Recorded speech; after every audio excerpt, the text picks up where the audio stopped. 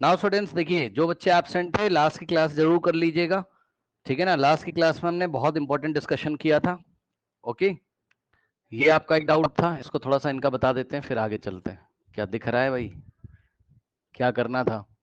In the given figure bisector AP and BQ of the alternate interior angles are parallel, then show that L parallel to M. L parallel to M. तो bisector अगर parallel हैं तो L parallel to M हमको करना है।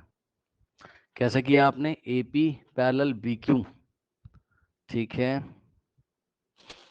तो 2 is to 3 है, ठीक है। फिर क्या किया, फिर क्या कर दिया आपने? 2 इज टू 3 है, नहीं ऐसे नहीं होगा। ये 1+3 कैसे कर दिया भाई आपने? इधर देखो जरा, ये इस तरीके से लाइन से दो और ये ऐसे करके ट्रांसवर्सल जा रही है। ये वाले एंगल का बाइसेक्टर ये रहा, और ये वाले एंगल का बाइसेक्टर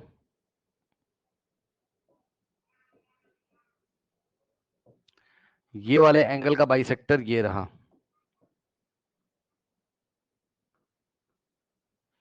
करेक्ट, ऐसा ही कुछ। और ये जो एंगल बाइसेक्टर है, अब देखो इसका नाम आपने 3 रखा, 4, तो 3 इक्वल्स टू 4 है इसका मतलब, क्योंकि ये वाला एंगल बाइसेक्टर है और यहाँ पे आपने नाम रखा है इसका 1 और 2, तो angle 1 is equals to angle 2 है, ठीक। उसके बाद गिवन क्या है कि एंगल बाइसेक्टर पैरेलल है, मतलब ये वाले पॉइंट का नाम A है और ये वाले पॉइंट का नाम B है, ये Q है और ये क्या है आपका P है। PA पैरेलल BQ ये गिवन है क्वेश्चन में, PA पैरेलल BQ ये क्वेश्चन में गिवन है। और प्रूफ क्या करना है? प्रूफ करना है हमें L पैरेलल टू M, ये L है और ये M है। PT prove that L parallel to M। कैसे करोगे? तो ध्यान से चेक करो भैया, देखो PA पैरेलल क्या है? BQ है ना, ठीक। ध्यान से सुनो, तो angle 2 is equal to angle 3 है, क्यों? PA पैरेलल BQ है और ये वाली जो लाइन है सपोज का नाम T है, T ट्रांसवर्सल है या AB ट्रांसवर्सल है, तो एंगल 2 इज इक्वल टू किसके इक्वल आ जाएगा? एंगल 3 का ऑल्टरनेट। चलो यहां तक तो सही है, ठीक। आपका टारगेट क्या है?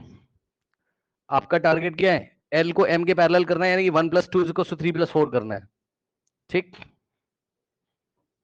क्या करना है? 1+2 इज इक्वल्स टू 3+4 ऐसा आपको करना है, ठीक है। तो हम एक काम करते हैं, ध्यान से चेक करो, देखो ध्यान से सुनिएगा। देखिए नेक्स्ट स्टेप में आपको क्या करना है, सुनिए ध्यान से।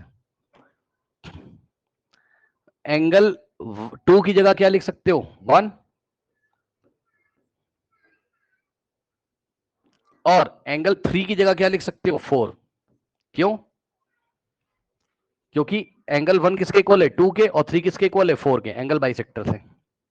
यस और नो बताइए, ये कर सकते हो? और जब ऐसा कर लिया तो angle 2 is equals to angle 3, और ऐसा करते टाइम ये वाली बात आपको लिखनी पड़ेगी।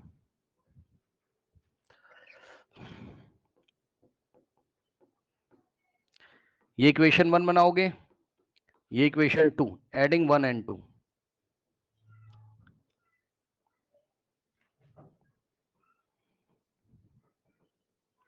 एडिंग इक्वेशन 1 एंड 2, 1 और 2 को ऐड करोगे तो क्या हो जाएगा? लेफ्ट हैंड साइड में ऐड करोगे तो angle 1+2 is equals to angle 3 plus angle 4, और 1+2 की जगह क्या लिख सकते हो?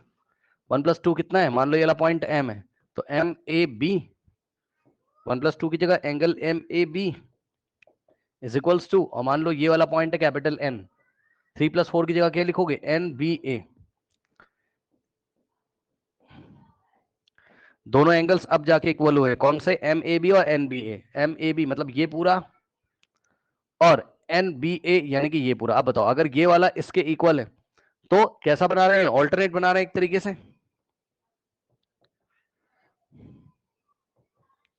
तो इसलिए L पैरेलल टू क्या हो गया? M। अब बताइए कोई डाउट है? जिसका भी डाउट था बताओ। यस, इस क्वेश्चन में क्या कह रहा है कि in the given figure M and N are two plane mirrors. ये M है और ये N है, टू प्लेन मिरर है, परपेंडिकुलर टू ईच अदर है। मतलब ये M मिरर है और ये, अब एक बार बताओ, इसको करने से पहले ये बताओ, तुमने वाला क्वेश्चन देखा है एनसीईआरटी का जो मैंने क्लास में कराया था लास्ट वाला? Yes sir. देखा है तो हाँ, तब बताऊंगा मैं। देखा होगा तब बताऊंगा, नहीं देख के आओगे क्लास तब नहीं बताऊंगा। क्लास देखना वेरी इंपॉर्टेंट, कभी भी कोई क्लास मिस मत करिए। देखिए ये वाला मिरर इसके क्या है, परपेंडिकुलर, ये इस तरीके से, ठीक। अब क्या कह रहा है, कह रहा है कि शो दैट इंसिडेंट रे सी ए। अब देखो ये वाली जो सी ए आपकी है ना, ये ऐसे करके जा रही है, ये इस तरीके से है ना। अब ये यहाँ पे फॉल कर रही है, अब आप खुद समझो ना भाई, ये वाले पॉइंट पे हमने नॉर्मल ड्रॉ किया होगा, ये नॉर्मल है, ठीक। तो ये angle of incidence is equal to angle of reflection हो जाता है, याद है? ये एंगल ऑफ इंसिडेंस है और ये एंगल ऑफ रिफ्लेक्शन है, यानी कि एंगल 1 इज इक्वल्स टू क्या है, एंगल 2। क्यों? क्योंकि angle of incidence is equals to क्या पढ़ाया था क्लास में, एंगल ऑफ रिफ्लेक्शन, ठीक। तो ये लाइट ऐसे जा रही है, यहां पे टकरा के बाउंस बैक हो जा रही है, ये इस तरीके से, ये ऐसे रिफ्लेक्ट होके गई। अब ये वाले पॉइंट पे ये देखो, ये नॉर्मल है, और जैसे ही नॉर्मल है ये, तो angle 3 is equals to angle 4, क्योंकि ये ऐसे जाएगी, यहां पे टकराएगी मिरर पे, और ये ऐसे रिफ्लेक्ट हो जाएगी। तो एंगल 3 इज इक्वल्स टू 4, क्यों? क्योंकि angle of incidence is equals to angle of reflection, ठीक। अब क्या कह रहा है कि शो दैट द रे सी ए, हमको क्या प्रूफ करना है, ये वाली जो सी ए, ये पैरेलल है किसके, बीडी के, है ना। बहुत बढ़िया, सुनो, सी ए पैरेलल किसके, बीडी के, ऐसा हमें शो करना है। ये बीडी है आपकी, ये सी ए है और ये बीडी है, ठीक। सी ए इज पैरेलल टू बीडी, हमें प्रूफ करना है, देखते हैं कैसे करेंगे।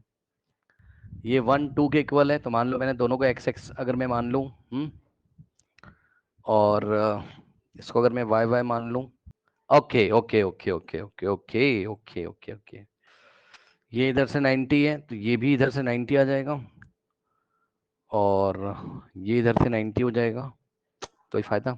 देखो ये वाला एंगल 90 पूरा, क्यों? क्योंकि जो पी ए वो इस, ये ओ ए पे परपेंडिकुलर है, चेक कर लो भाई, P A is perpendicular to O A, ठीक। अच्छा, इसी तरीके से यहां पे देखिए, ये पीबी जो है ये इस पे परपेंडिकुलर इस तरीके से, सो पीबी इज परपेंडिकुलर टू ओबी। क्यों? क्योंकि नॉर्मल हमेशा मिरर पे क्या होती है, परपेंडिकुलर, क्लास में बताया है। तो ये पी ए क्या है, नॉर्मल है, ये ओ ए पे परपेंडिकुलर है, तो ये एंगल 90 पूरा, और यहां से ये 90। अब 90 90 90, तो इस कोऑर्डिनेटर में तो ये बच गया, तो ये भी ऑटोमेटिकली कितना हो जाएगा, 90, ठीक।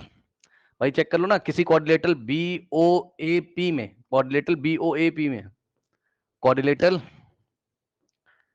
बी ओ ए पी में चारों एंगल का सम कितना होता है बताओ, 360। तो भाई ये अगर 90 था, ये 90 क्वेश्चन में देके रखा है, क्योंकि ये वाला मिरर और ये वाला परपेंडिकुलरली रखे हुए हैं, और ये 90, तो 90 प्लस 90 प्लस 90 270, तो ये कितना बचा, 90 तो बचेगा ये, है ना। तो इस तरीके से चारों एंगल इसके 90 हो गए, ठीक है। एक काम और कर लो, देखो 1 2 के इक्वल है तो दोनों का x मान लो, और 3 4 के इक्वल है, दोनों को y मान लो, सही है।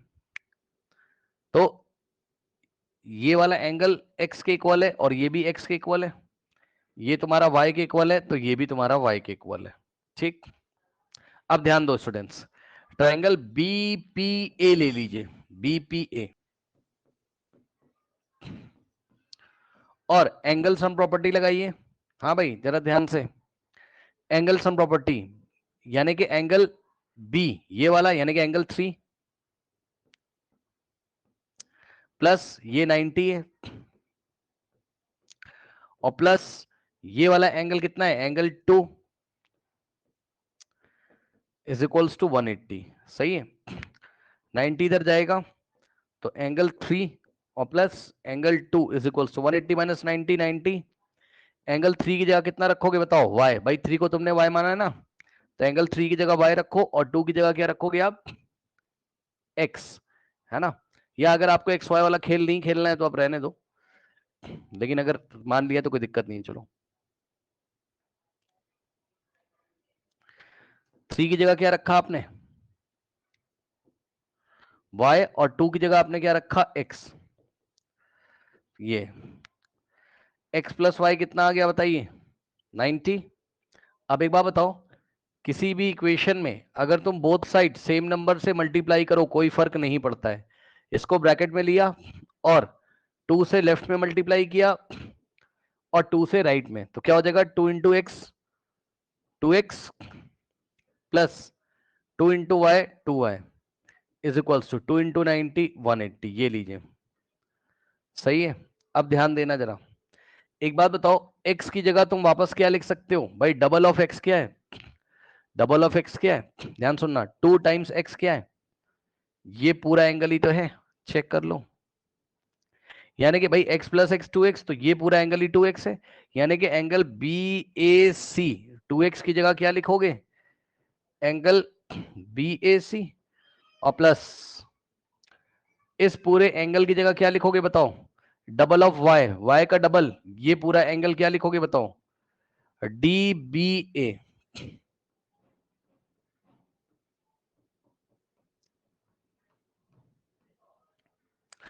अब बताओ, अगर ये वाला पूरा एंगल और ये वाले पूरे एंगल का सम कितना है 180 है, तो इसका मतलब CA is parallel to DB। क्यों, क्योंकि ये वाला एंगल और ये वाला एंगल क्या बना रहे हैं, को इंटीरियर। भाई चेक कर लो ना, अगर कोई दो लाइन इस तरीके से और ये ऐसे करके ट्रांसवर्सल जा रही है, ये वाले और ये वाले एंगल का सम अगर आपने कितना दिखा दिया 180 को इंटीरियर, तो इसका मतलब मान लिया जाएगा ये वाली लाइन इसके क्या है, पैरेलल है।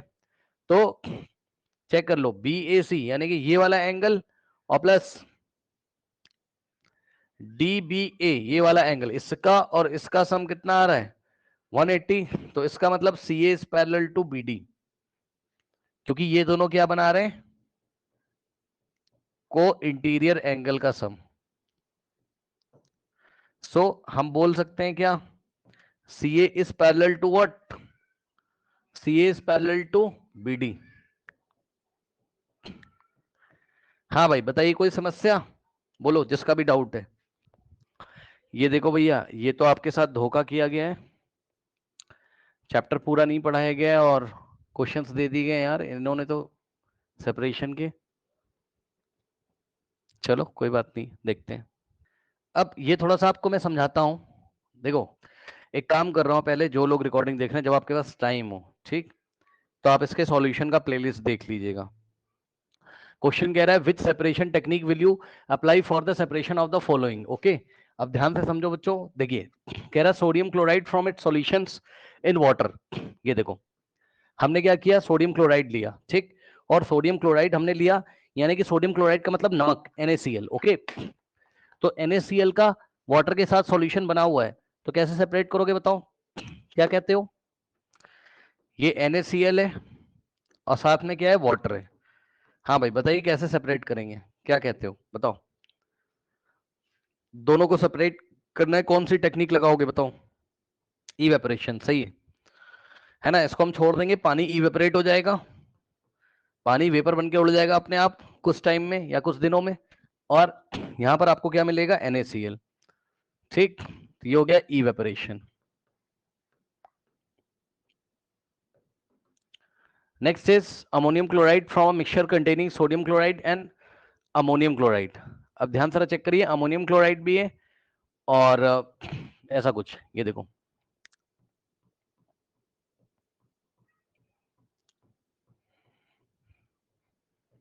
ये ब्लैक कलर का अमोनियम क्लोराइड है NH4Cl। ठीक, NH4Cl का मतलब क्या होता है, अमोनियम क्लोराइड।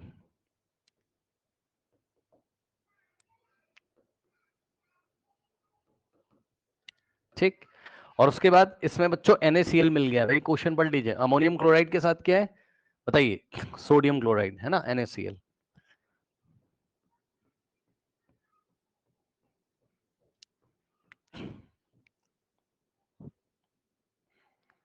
NaCl बताओ कैसे सेपरेट करेंगे। आपको कुछ याद है चैप्टर नंबर 1 में अमोनियम क्लोराइड की प्रॉपर्टी क्या होती है बताइए। Yes, sublimation, yes yes. Ammonium chloride कैसा है, एक सब्लिमेट है, याद है। ये तो पता होगा ना सबको, अमोनियम क्लोराइड को अगर हम थोड़ा हीट करेंगे तो सीधे गैस में चेंज हो जाएगा। करेक्ट। तो इन दोनों का मिक्सचर बन गया किसका, NaCl का और अमोनियम क्लोराइड का।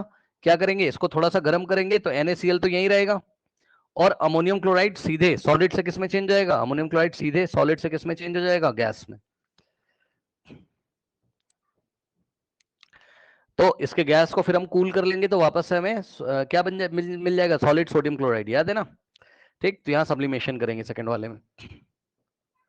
सब्लिमेशन में क्या होता है, कोई सॉलिड सीधे किस में चेंज होता है, गैस में। तो अमोनियम क्लोराइड सीधे गैस में चेंज जाएगा और नीचे सोडियम क्लोराइड बच जाएगा।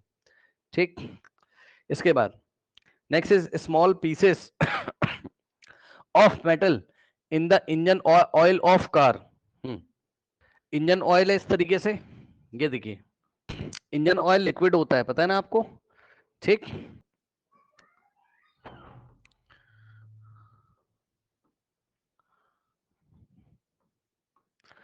और इस इंजन ऑयल में चेक कर लीजिए बच्चों क्या मिक्स हो गया है, स्मॉल पीसेस ऑफ मेटल। इसमें देखिए मेटल के कुछ पीसेस आ गए हैं ऐसे करके। क्या कर लेंगे बताओ, हाँ फिल्ट्रेशन कर सकते हो, यस। ठीक, इसको हम फिल्टर कर लेंगे।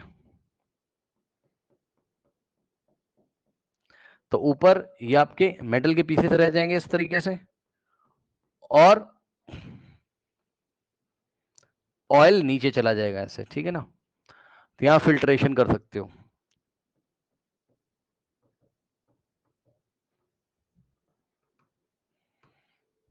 ठीक, नाउ नेक्स्ट देखिए, different pigment from an extract of flower petal. अब इसका क्या मतलब है, देखो बच्चों, different pigment from an extract of flower petal मतलब फ्लावर की जो पंखुड़ियां पत्तियां है ना, ये इस तरीके से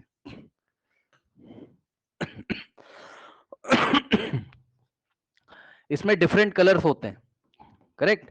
तो इन कलर को सेपरेट करने के लिए एक टेक्निक का यूज करते हैं जिसको हम क्रोमेटोग्राफी बोलते हैं। क्या बोलते हैं, क्रोमेटोग्राफी। ओके,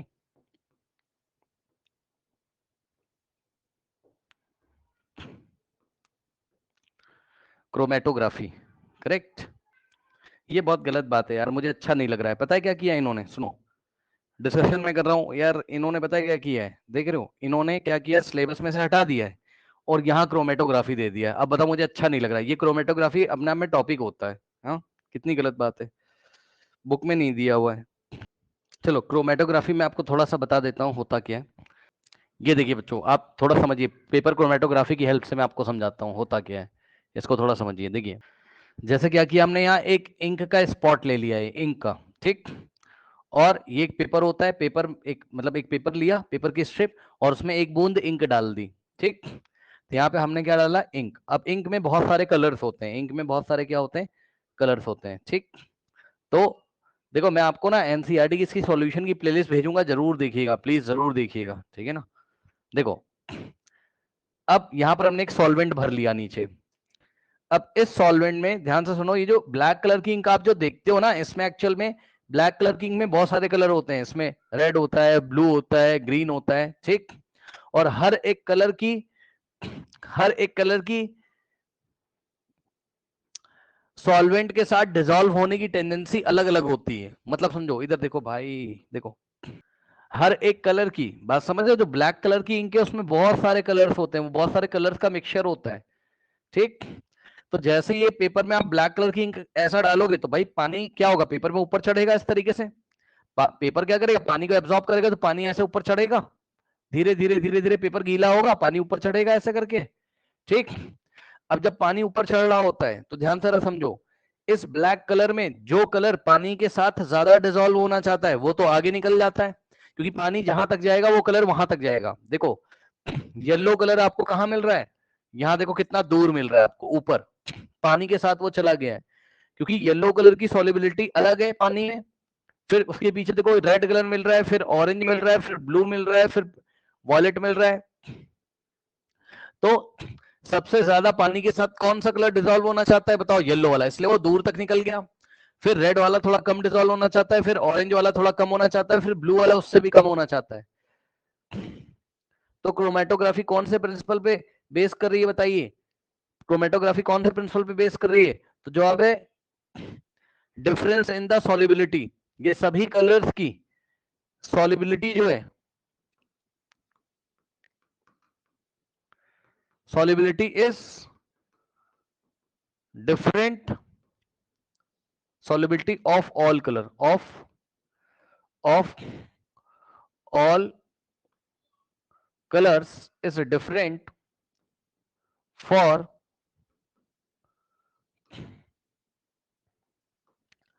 या solubility of all colors different in water या in the solvent.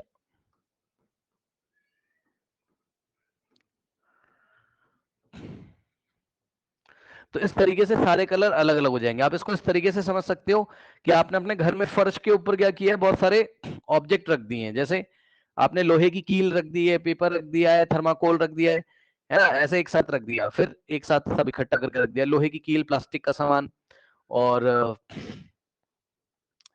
आपने बहुत सारे सामान रख दिए। और आपने क्या किया, आपने एक पेपर के टुकड़े कुछ रख दिए, है ना, कुछ चावल के दाने रख दिए, आपने एक बकेट से पानी डाला।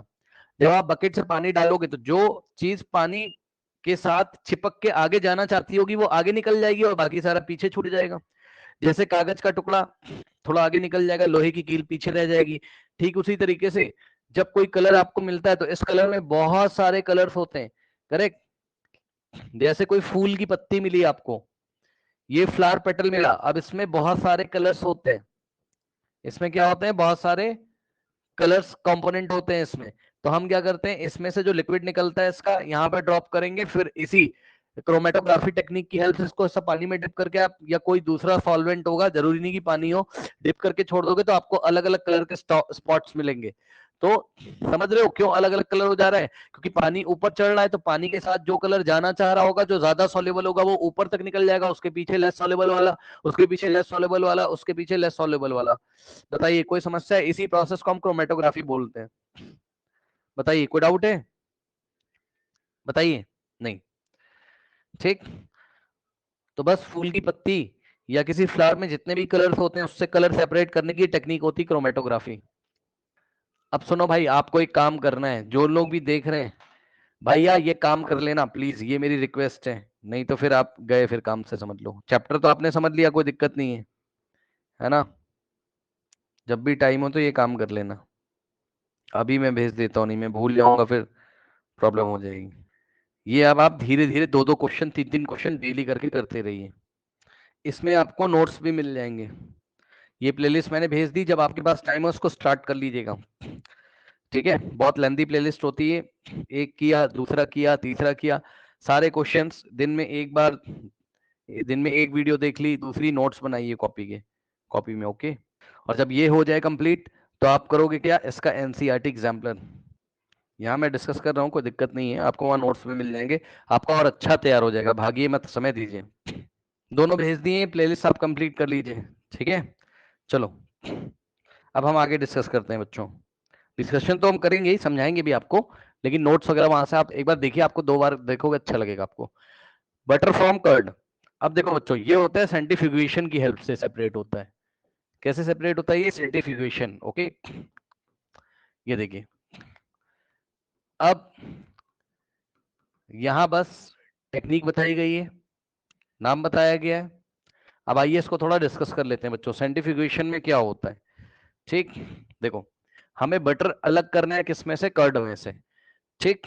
तो कैसे करेंगे, देखो सेंट्रीफ्यूगेशन टेक्निक क्या होती है, देखिए जरा, ये मैं आपको थोड़ा सा दिखा देता हूं एक बार, तब आपको थोड़ा अच्छा लगेगा। इधर देखिए क्या करोगे आप, ये एक मशीन है, ठीक है। ये देखिए इधर, ये देखिए ये टेस्ट ट्यूब है, ठीक। और टेस्ट ट्यूब में आप क्या भर लोगे, कर्ड, दही। देखो होता क्या, पहले मैं आपको थोड़ा सा बता दूं, एक मशीन होती है जिसको सेंट्रीफ्यूग बोलते हैं, अभी मशीन दिखाई जाएगी। उस मशीन में रख के टेस्ट ट्यूब में क्या, लिक्विड, जिस लिक्विड में कोई सॉलिड पार्टिकल होते होंगे, ऐसा घुमा देंगे बहुत तेजी से, ठीक। जब आप बहुत तेजी से घुमा दोगे, थोड़ा समझिएगा जरा, पहले देखिए,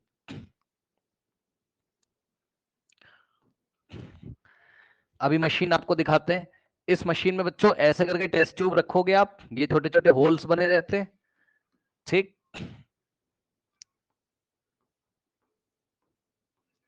ये वाली टेस्ट ट्यूब इसमें डाल दोगे इस तरीके से, और इस टेस्ट ट्यूब में लिक्विड है, और इस मशीन को बहुत तेजी से घुमा दोगे।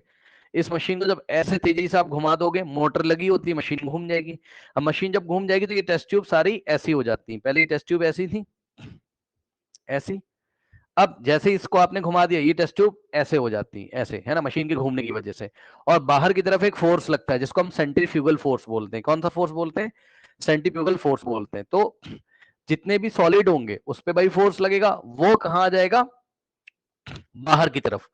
और बाहर क्या है? टेस्ट ट्यूब का बॉटम है। तो थोड़ी देर के बाद आपको क्या दिखाई पड़ेगा? मैं आपको चला के दिखाऊंगा मशीन। यहाँ पर आपको सॉलिड पार्टिकल्स दिखाई पड़ेंगे इस तरीके से। तो जो भारी पार्टिकल है वो टेस्ट ट्यूब में नीचे आ जाते हैं और हल्के पार्टिकल ऊपर आ जाते हैं। ठीक। अब कर्ड से बटर आप अलग करोगे तो यही तो कॉन्सेप्ट लगाओगे। इसमें दही भर के रख दी मशीन में और ऐसे घुमा दिया टेस्ट ट्यूब में। ठीक, टेस्ट ट्यूब में दही भरी, दही कर्ड जो होता है, और भर के रख दिया और घुमा दिया। घुमा दोगे तो क्या हो जाएगा बताओ? जो सॉलिड पार्टिकल है नीचे बैठ जाएंगे ऐसे, और जो लाइटर पार्टिकल है यानी कि जो बटर के पार्टिकल है वो ऊपर रह जाएंगे इस तरीके से। अब बताओ, डेंसर पार्टिकल नीचे हो गए, भारी वाले डेंसर। डेंसर का मतलब भारी, भारी पार्टिकल नीचे और हल्के वाले बटर वाले ऊपर हो गए। फिर बटर वाली क्रीम जो है, जो भी बटर की क्रीम है, निकाल लेंगे बाहर। ठीक। अब मैं आपको दिखाता हूँ कैसे चलती मशीन ये। यहाँ तो चला के नहीं दिखाया है, आपको चला के दिखाते हैं। ये क्या रख रहा है इसमें बताओ? टेस्ट ट्यूब में मडी वाटर है। मडी वाटर समझते हो ना, जब बरसात हो जाती है जो कीचड़ वाला पानी होता है, इसमें मिट्टी भी है और पानी भी। अब ये घुमा देगा रख के, मिट्टी के पार्टिकल नीचे आ जाएंगे क्योंकि इस पे सेंट्रीफ्यूगल फोर्स लगता है, और पानी हल्का होता है वो ऊपर रह जाएगा। देखिएगा जरा।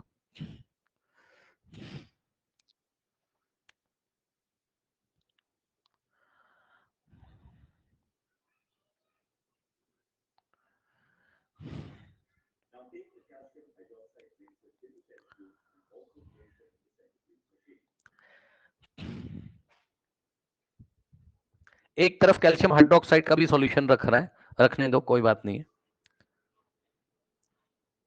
आप थोड़ा उसको देखिएगा, मिट्टी वाला जो है, जिसमें मिट्टी रखा है इन्होंने, मड रखा है, उसको आप देखना, उस पर गौर करना आप। अब घुमा देगा, देखो इसको घुमा देगा, मशीन को रोटेट करेगा ये, देखा? तो ये ऐसे खुल जाएंगी सारी और बाहर एक फोर्स लगेगा जिसको हम क्या बोलेंगे? Centrifugal force. ऐसे इसके बॉटम की तरफ सेंट्रीफ्यूगल फोर्स लगेगा। अब रोक दिया, यही सेंट्रीफ्यूग टेक्निक है।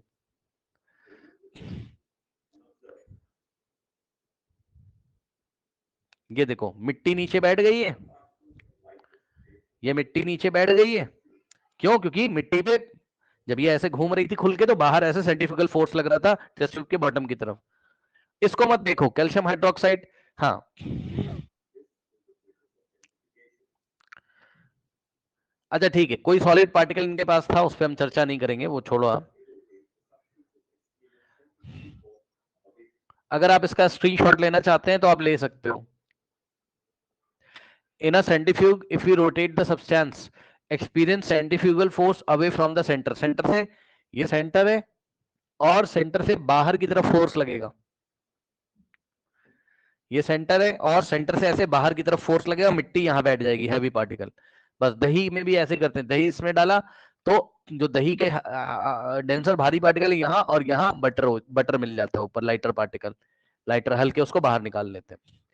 इसका आप स्क्रीनशॉट लेना जो बच्चा चाहता है ले सकते हो। और हाँ, इसके आप 2 क्रॉस करके वीडियोस भी उसके देखिएगा जब भी आपके पास टाइम हो। वैसे तो आपको मैंने क्लियर कर दिया इसी क्लास में, बट फिर भी आ गया भाई। बताओ, आपने देखा सेंट्रीफ्यूगेशन, आपने क्रोमेटोग्राफी देखा, ठीक? और अब ध्यान से चेक करो बच्चों, आपके इंजन ऑयल में जो मेटल चले गया था उसको भी इससे सेपरेट कर सकते हो। ठीक, इंजन ऑयल भी इसमें डाल के सेंट्रीफ्यूग कर सकते, सेंट्रीफ्यूगेशन टेक्निक यूज कर सकते थे इंजन ऑयल वाले में भी। सारे जो मेटल के पार्टिकल थे यहाँ बैठ जाते और ऊपर क्या आ जाता? Engine oil. फिर इसको आप फिल्टर कर सकते हो, और फिल्टर करने का, फिल्टर तो नहीं, आराम से इसको आप डिकेंटेशन कर सकते हो। डिकेंटेशन का मतलब समझते हो? एक चीज आपको और दिखाता हूँ भाई, ये तो एनसीईआरटी ने बहुत गलत बात कर दी। हाँ, सिलेबस देखो, बुक में पढ़ाया नहीं है, है ना, और क्वेश्चंस दे के रखे हुए हैं। ये देखिए, डिकेंटेशन आपने छोटी क्लासेस में कभी देखा होगा जरूर, मेरे ख्याल से नहीं देखा है तो थोड़ा याद कर लो। क्या करते हैं, इसको थोड़ी देर के लिए छोड़ देंगे ऐसे, ये देखो, इसको थोड़ी देर के लिए ऐसे करके छोड़ देंगे इसको।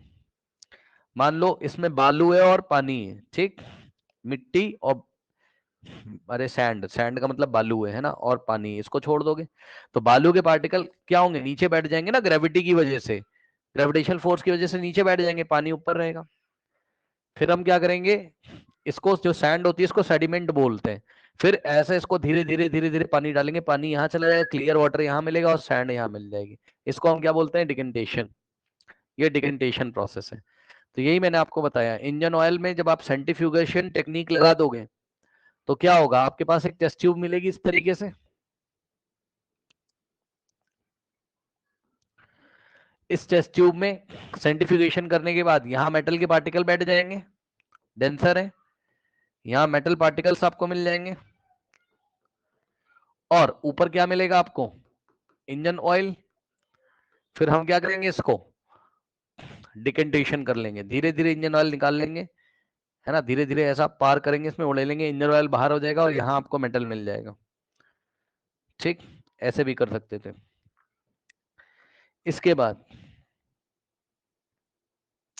ऑयल फ्रॉम वाटर, बच्चों कभी आपने देखा होगा ऑयल अगर पानी में मिल जाता है, ये देखिए, इसको सेपरेटिंग फनल बोलते हैं। ये देखो मिट्टी का तेल, केरोसिन ऑयल का मतलब मिट्टी का तेल मिल गया पानी में। अब मिट्टी का तेल और पानी में किसकी डेंसिटी लेस होती है, यानी कौन हल्का होता है, केरोसिन ऑयल हल्का होता है, इसकी डेंसिटी लेस होती है, लेस डेंसिटी, ये हल्का होता है। ठीक, ऑयल में वाटर मिक्स करके, आप केरोसिन ऑयल हो चाहे कोई भी ऑयल हो, आपके घर में जो खाना बनाते हो आप, चाहे वो वाला ऑयल हो, चाहे सरसों का तेल हो, मस्टर्ड ऑयल हो, कोई भी ऑयल हो, वो पानी से हल्का होता है, उसकी डेंसिटी पानी से कम होती है, तो पानी के ऊपर आ जाएगा। थोड़ी देर के लिए आप इसको सेपरेटिंग फनल में ऐसा अच्छे से शेक करके छोड़ दो, 2-3 घंटे के लिए आप इसको छोड़ दो, ऑयल ऊपर मिल जाएगा, वाटर नीचे, और यहाँ एक स्टॉप कॉर्क लगा रहता है, स्टॉप कॉक लगा रहता है। आप इसको यहां से खोलोगे इस तरीके से टैप, तो पानी नीचे गिरेगा धीरे धीरे, और यहाँ लेयर को देखे रहना, पानी धीरे धीरे नीचे गिर जाएगा। ठीक, फिर जैसे ये वाली लेयर आएगी, ये वाली जहां पर दोनों का इंटरफेस है, इंटरफेस मतलब जहां पानी और केरोसिन ऑयल मिल रहे हैं, मिक्स हो रहे हैं, ये जो बाउंड्री है यहां पर आपको ध्यान रखना है, जैसे ये बाउंड्री आएगी स्टॉप कॉक बंद कर देना, पानी अलग हो जाएगा। ठीक, उसके बाद फिर से स्टॉप कॉक खोलकर थोड़ा 2-4 ड्रॉप नीचे गिरा देना, ताकि आपको कंफ्यूजन ना हो, यानी केरोसिन और वाटर दोनों के पार्टिकल होंगे वो नीचे गिर जाएंगे ये वाली बाउंड्री पे। फिर क्या करेंगे, दूसरा कंटेनर लेके आएंगे और फिर स्टॉप कॉर्क को खोलेंगे और केरोसिन ऑयल आ जाएगा। यानी कि मोटी मोटी बात ये, ऑयल और पानी को सेपरेट करने के लिए हम किसका यूज करेंगे, सेपरेटिंग फनल। बताइए ये समझ में आया आपको कैसे काम करता है सेपरेटिंग फनल, यस और नो। अगला सवाल आपका यही था, बटर फ्रॉम कर्ड सेंट्रीफ्यूगेशन, और ऑयल फ्रॉम वाटर क्या हो जाएगा, सेपरेटिंग फनल। ओके, और ये हो गया आपका क्या, यूजिंग सेपरेटिंग फनल।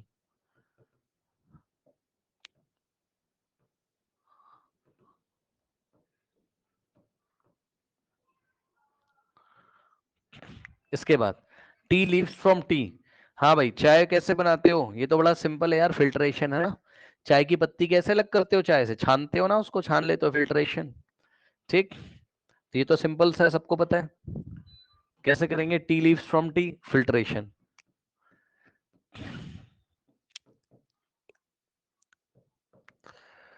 उसके बाद आयरन पिन्स फ्रॉम सैंड, बताओ सैंड मतलब जो बालू होती है उसमें आयरन पिन्स हैं, तो मैग्नेटिक, मैग्नेट का यूज करोगे ना, मैग्नेट लेके जाओगे, आयरन के पीसेस सैंड से बाहर आ जाएंगे।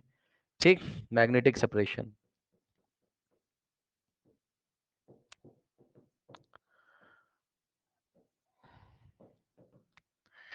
Next is wheat grain from husk. ठीक, बच्चों देखिए जरा, व्हीट ग्रेन फ्रॉम हस्क मतलब भूसा जो होता है, भूसा, गेहूं का भूसा, भूसा आपने देखा होगा, उसी को हस्क बोल रहे हैं। तो गेहूं का जो भूसा होता है उसमें से गेहूं के ग्रेन्स का मतलब गेहूं के दाने कैसे अलग करोगे, विनोइंग से। कैसे अलग करेंगे, विनोइंग। अब विनोइंग क्या होती है आपको दिखाता हूं मैं।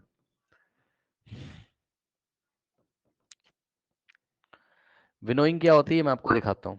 क्या करोगे, हवा चला दोगे बहुत तेजी से, भूसा उड़ जाएगा, क्योंकि भूसा हल्का होता है, हस्क हल्का होता है, वो ऐसा उड़ जाएगा, और ग्रेविटेशनल फोर्स की वजह से गेहूं के दाने नीचे गिर जाएंगे।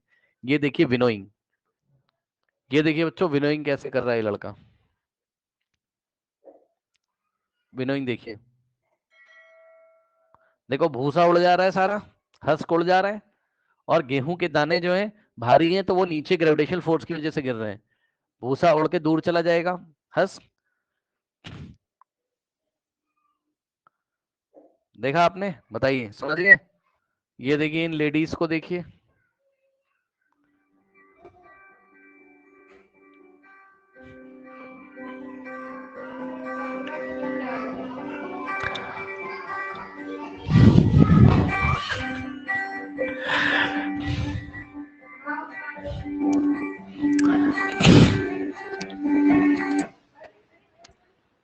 रुक गया भाई, तुम्हारी किस्मत में नहीं है लग रहा है। अच्छा आप समझ तो गए हो ना, समझ गए हो ना?